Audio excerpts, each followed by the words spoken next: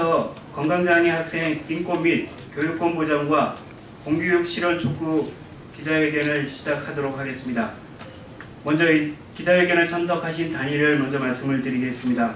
전국 건강장애 부모회 참석하셨습니다. 정의당 윤수아 국회의원님 참석하셨습니다. 서대문 자립생활지원센터 안용료 대표 참석했습니다. 네, 지금부터 건강장애 부모회 대표로 계신 김태희 부회장께서 건강장애에 대해서 잠깐 설명이 있겠습니다. 안녕하십니까. 건강장애 학부모회 부회장을 맡고 있는 김태희입니다. 건강장애란 어떤 것이냐에 대해서 먼저 말씀드리겠습니다. 건강장애란 만성질환으로 인하여 3개월 이상 장기 입원 또는 통원치료 등 지속적인 의료 지원이 필요하여 학교생활 및 학업 수용에 어려움을 겪고 있는 초, 중, 고등학생을 이야기합니다.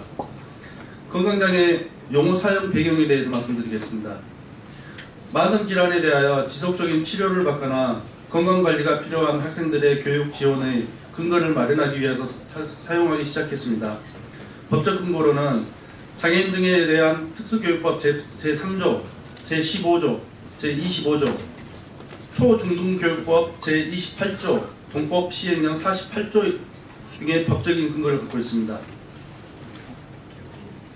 건강장애 구체적 교육 지원으로는 건강장애 특수교육 대상자는 관련 법령에 의거 무상 의무교육이 이루어집니다.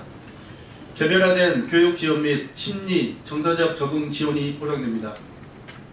병원, 학교, 원격 수업, 순회 교육 등 출석 일수 확보로 상급 학교나 학년 진급에 있습니다. 병원, 학교, 원격 수업에서 일반 학교와 동일 교육과정, 교육 학생들의 심리적 이완이나 요구에 따른 다양한 프로그램을 운영하고 있습니다.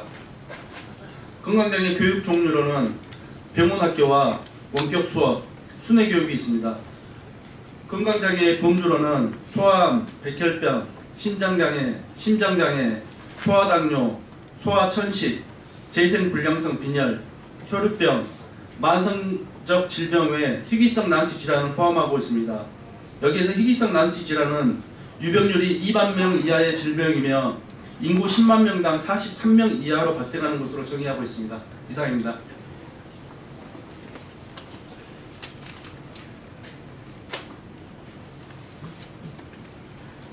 네, 다음은 건강장애 기자회견을 하면서 우리 정의당 윤수아 국회의원님께서 인사 한마디 있겠습니다.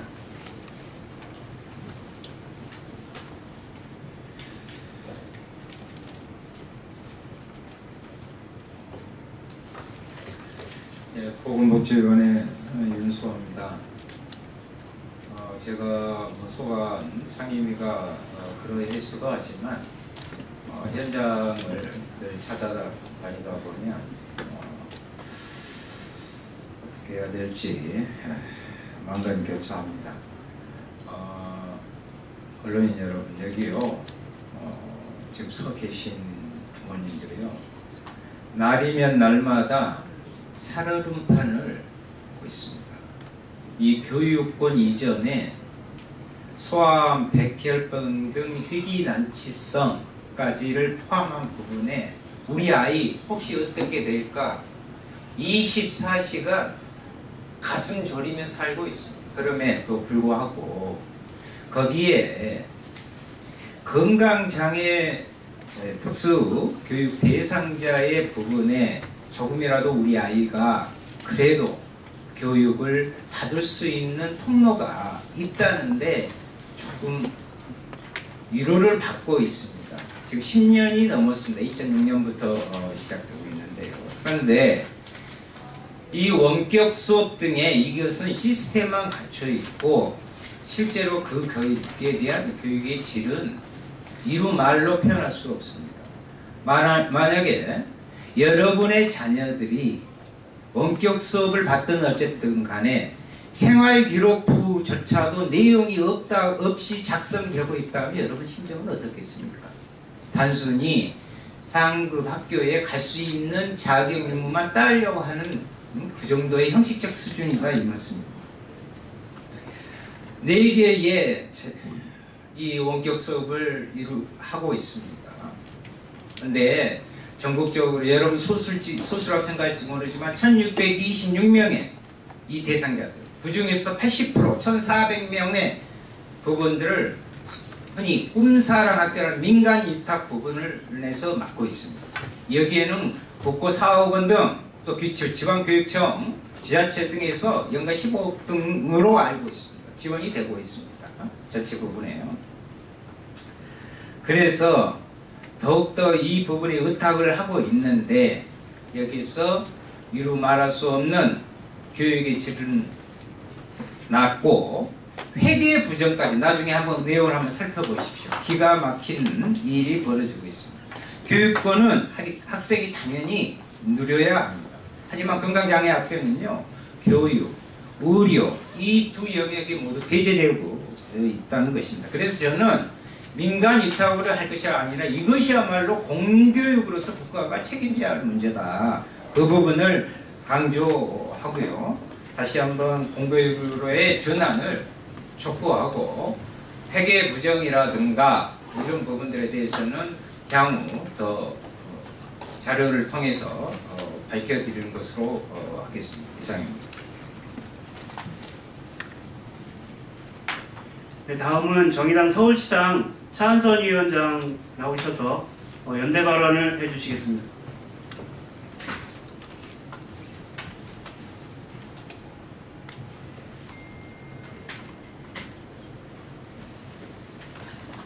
반갑습니다. 서울시당 장애위원장 차한선입니다. 여기 계신 부모님들께 일단 죄송하다는 말씀 드립니다. 사실 저도 얼마 전까지는 몰랐던 사실이었습니다. 그걸 알려주셔서 너무 고맙습니다. 그리고 우리 당은 사회적 소수와 그리고 노동자 농민과 함께하는 당입니다. 여기 계신 어머니 아버님들이 얼마나 속상하셨을지 그리고 우리 아이들이 얼마나 아팠을지 생각만 해도 가슴이 저립니다. 그 아픔을 이제부터 같이 하겠습니다. 그리고 정의당 장애위원회는 이 부모님들의 싸움이 작은 싸움이라고 생각하지 않습니다. 1600명이 넘는 우리 아이들이 고생을 하고 있습니다. 그 아이들은 엄마와 싸우고 있고 학습권 때문에 또 전쟁을 치르고 있습니다. 그것을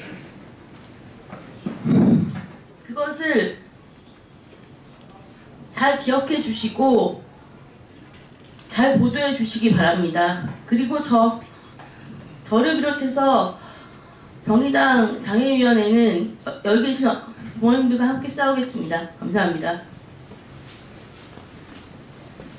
네, 이제 장현우 부회장께서 오늘 기자회견문 그리고 부모님들과 당사자들의 목소리가 담은 요구를 전달하도록 하겠습니다.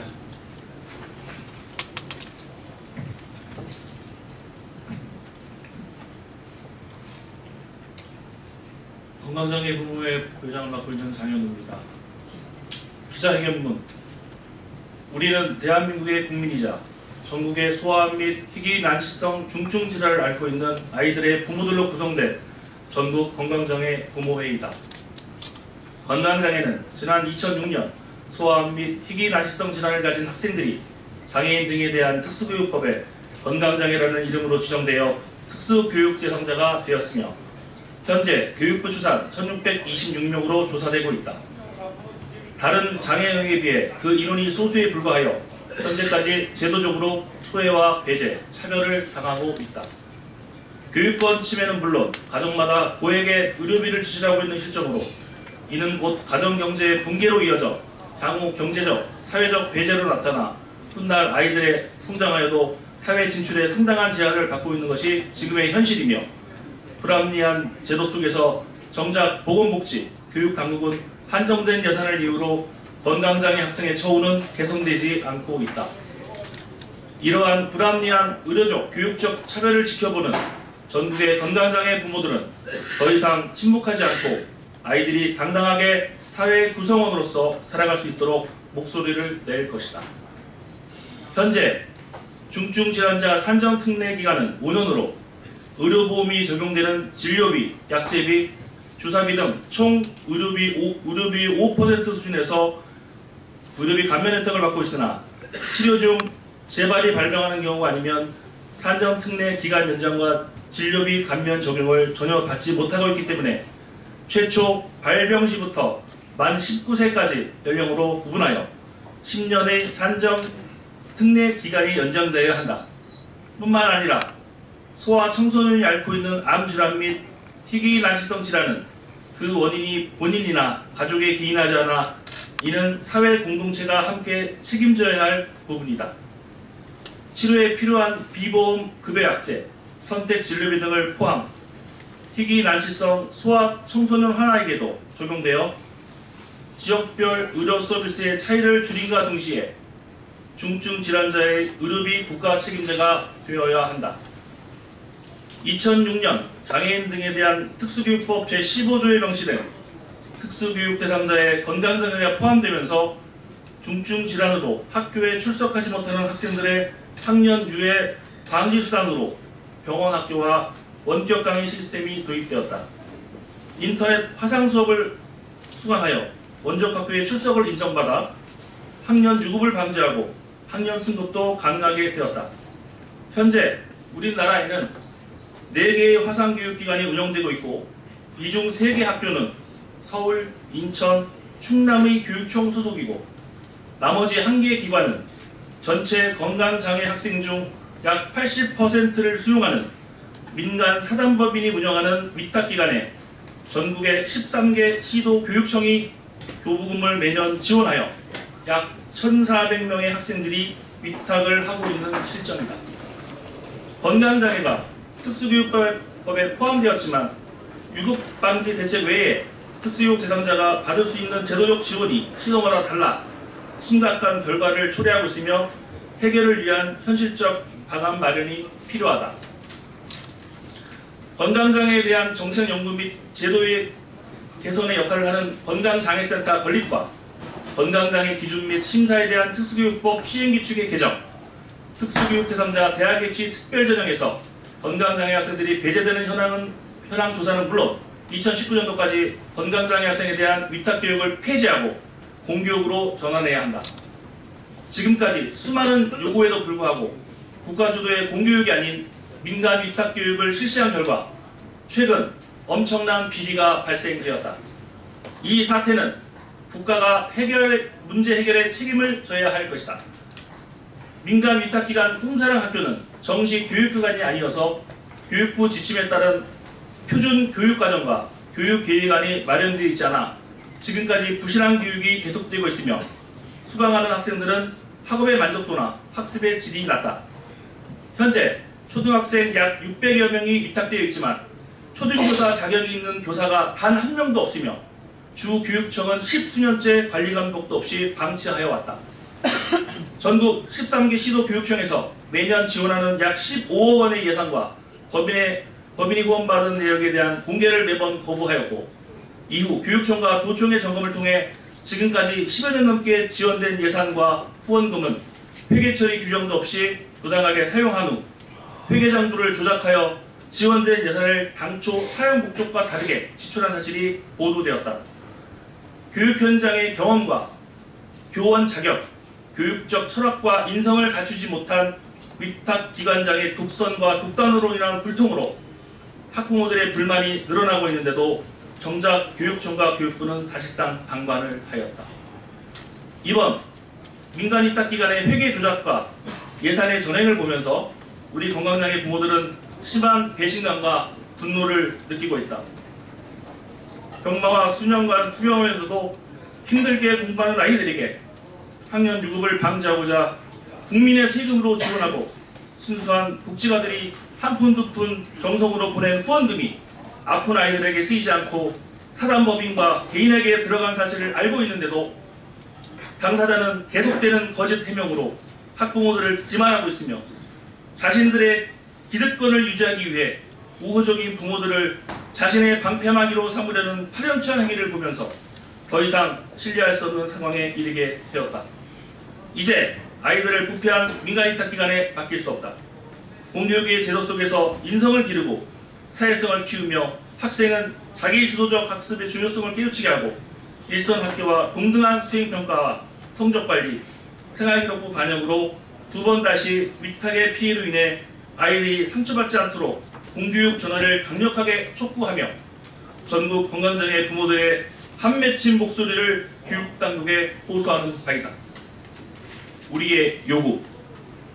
첫째, 이번 사태의 주범인 사단법인 더불어하나회와 민간위탁기관 꿈사랑학교의 비리와 의혹을 밝히기 위한 대대적인 감사를 실시하라. 둘째, 사단법인 더불어하나회 법인이사 전원은 이번 사태에 대한 도덕적 책임을 지고 전원 사퇴하라.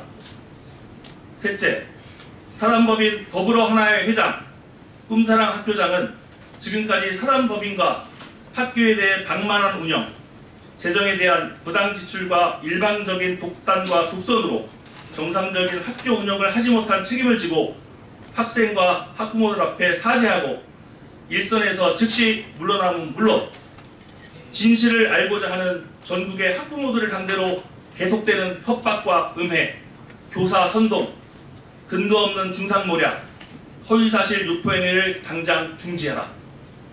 넷째, 지난 12년 동안 사단법인과 꿈사랑학교의 회계 업무를 총괄하였던 교장의 배우자인 행정실장과 후원금을 부당하게 받아 사무실 운영비로 사용한 전직 국회의원 출신 후원회장은 업무적, 도덕적 책임을 지고 즉시 행정실장과 후원회장직에서 물러나라. 다섯째, 교육당국은 꿈사랑학교의 감사 결과에 따라 비리가 드러나면 행위자에 대해서 사법기관에 고발 조치하고 내년 신학기 전까지 건강장애 학생들이 화상 수업에 지장 없도록 대책 마련과 학교 정상화를 위해 노력하라. 여섯째, 현재 꿈사랑학교 재직 교사에 대해 교육당국은 책임있는 자세로 희망자 전원에 대해 공교육기관에서 기간제 교사로 근무할 수 있도록 교사의 처우와 신분을 개선하라. 2017년 12월 19일 전국 건강장애 부모회 1동 이상입니다.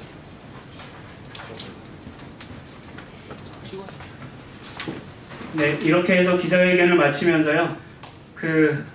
나머지의 더 자세한 사항은 11시 30분에서 40분부터 정의당 원내대표실 223호에서 부모님 당사자 증언대회가 있습니다. 거기까지 많은 언론 보도 협조 부탁드리겠습니다. 이것으로 기자회견 모두 마치겠습니다. 고맙습니다.